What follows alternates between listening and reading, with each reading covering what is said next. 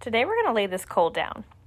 First, I want to emphasize why I lay this particular one down. I don't do this to all my colts, but this one has expressed some aggressive behavior, and while it hasn't escalated yet, I did want to go ahead and nip that in the bud before it did. So the first thing I'm going to do is make sure that this colt is in a good headspace. We went through a basic groundwork routine. Once I felt like I had his attention, I moved on to step one, which is I grabbed my soft cotton ranch rope and put it right around his front foot.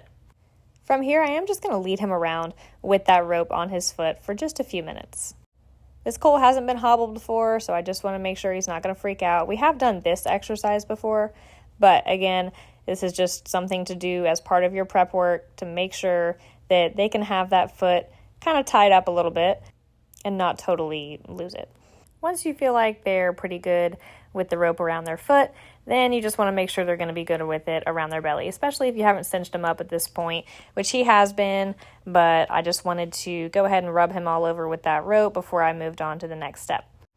So you're actually going to throw that rope over their back. It's going to come back under, and it's going to act like a cinch here. And then give them a minute to get used to that, and then when you're ready, you can cinch up that front foot and get it tied up in place. And you can see this colt just immediately doesn't know what to do with that. You're actually going to want to get back on the other side of that horse, though. So cinch that foot up, get over to the other side of your horse, throw your lead rope, or hopefully your long line, over around his neck. And that way you can keep his head bent off away from you, and you can utilize the leg rope to pull the torso down. They don't always go down this easy, so be prepared for a fight and don't do this if you don't have any experience or have someone experienced with you. I did trim out some parts of this video, so don't assume it's going to be this simple. But I just wanted to get you guys the general idea. So once he's down, I'm going to get up there.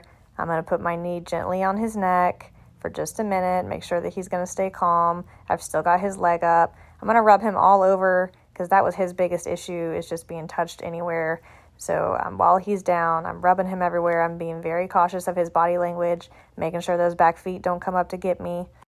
And once you feel like that he's been down for a minute, he's relaxing, I'm going to go ahead and loosen that rope that's around his belly so that that leg can fully extend and he can get up safely. You could also choose to just remove that rope from his foot at this time. Either way is fine, as long as you do it safely. And then I'm kind of just going to get up and let him know that he is free to get up. And surprisingly, a lot of times you're going to find these colts don't want to get up after this, that they might just end up wanting to lay right back down. And that's kind of what this colt ended up doing here, which I love. If he wants to lay back down, take a nap in the arena for a minute, I'm definitely going to let him do that. They're going to tell you when they're ready to get up.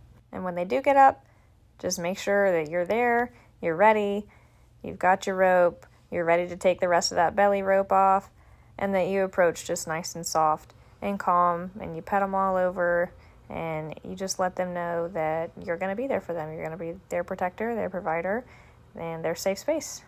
Like, follow, subscribe for more content.